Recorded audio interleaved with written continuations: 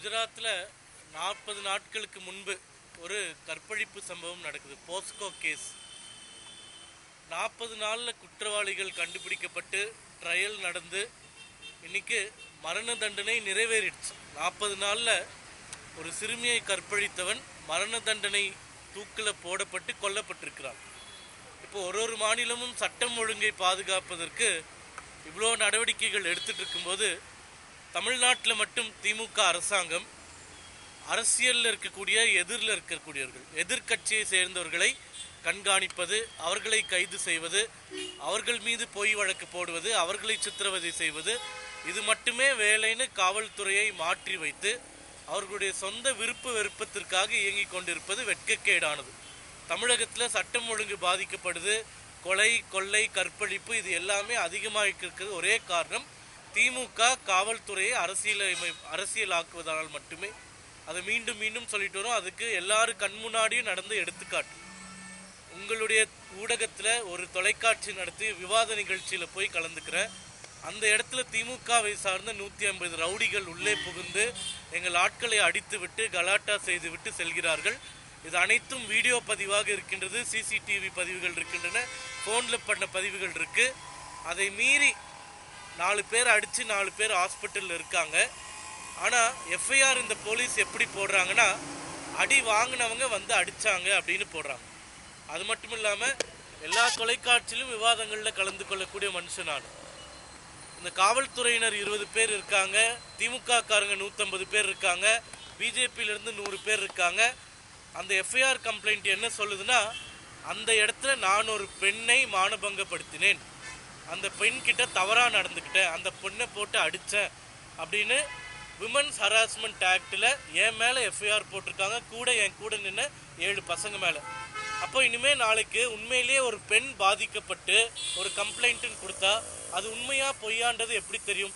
திமுக காரங்களே இப்படி ஒரு தவறான கம்ப்ளைண்ட் கொடுத்து ஒரு பெண்ணை அதை கேடயமாக்கி, இது எல்லாத்தோட விசேஷம் என்னென்னா, எந்த பெண் என் மேலே கம்ப்ளைண்ட் கொடுத்தாங்களோ அந்த பெண் அந்த இடத்துல அன்றைக்கி இல்லவே கிடையாது.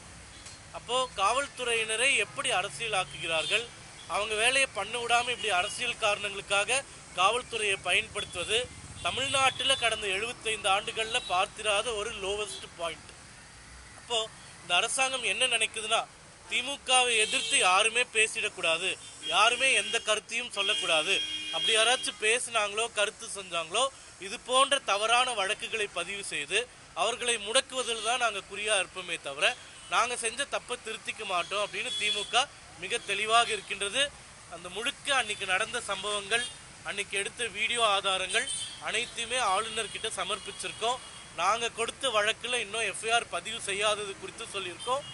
ஆளுநர் மாநில அரசாங்கத்திடம் இந்த வழக்கு குறித்தும் இந்த சம்பவம் குறித்தும் ஸ்டேட்டஸ் ரிப்போர்ட் கேட்கப்படும் என்று உறுதியளித்திருக்கிறார். நிச்சயமாக ஆளுநர் அரசாங்கத்திட்ட கேட்க போகிறார். மத்தியில் ஆளக்கூடிய பாரதிய ஜனதா கட்சியினுடைய இளைஞரணி மாநில தலைவரையே இது போன்ற தவறான வழக்குகளில் புனைய முடியும் என்று திமுக அரசாங்கம் நினைத்தால், முதல்வர் ஸ்டாலின் அவர்கள் நினைத்தால் நிச்சயமாக அவர்கள் வெற்றி பெற முடியாது. இந்த நாடானது இங்கே இருக்கக்கூடிய அரசியலமைப்பு சட்டம், இங்கே இருக்கக்கூடிய சட்டங்களால் இயங்கக்கூடிய நாடே தவிர திமுகவினர் எழுதக்கூடிய சட்டங்களுக்காக இயங்கக்கூடிய நாடு கிடையாது. இது ஒரு டெமோக்ரஸி, ஜனநாயக நாடு. இங்கே நீதிதான் நிலைநாட்டப்படும். இந்த தவறான வழக்கை பதிந்தவர்கள், தவறு செய்தவர்கள் மீது நடவடிக்கை எடுக்காதவர்கள், இவர்கள் எல்லாருமே சட்டத்தின் முன் வந்து நின்றாக வேண்டும், பதில் சொல்லியாக வேண்டும். அந்த பதில் கிடைக்கும் வரை நாங்கள் போராடி கொண்டே இருக்கிறோம். இப்போது ஆளுநரை சந்தித்து முறையிட்டிருக்கிறோம். அடுத்தது மத்திய உள்துறை அமைச்சரை சந்தித்து முறையிட இருக்கின்றோம். இந்த வழக்கை சாதாரணமாக நாங்கள் எடுத்துக்கொள்ளப் போவதில்லை என்பதை மட்டும் முதல்வர் ஸ்டாலின் அவர்களுக்கும் திமுகவுக்கும் தெரிவித்துக் கொள்கிறோம். முதல்வர் ஸ்டாலின் அவர்களுக்கு சொல்வது ஒன்றுதான், சட்டத்தின்படி ஆட்சியை நடத்துங்கள்.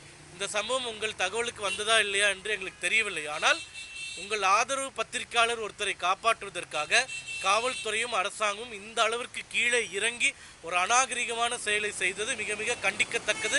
இதற்கு நிச்சயமாக நீங்கள் வருந்த போகிறீர்கள். நன்றி.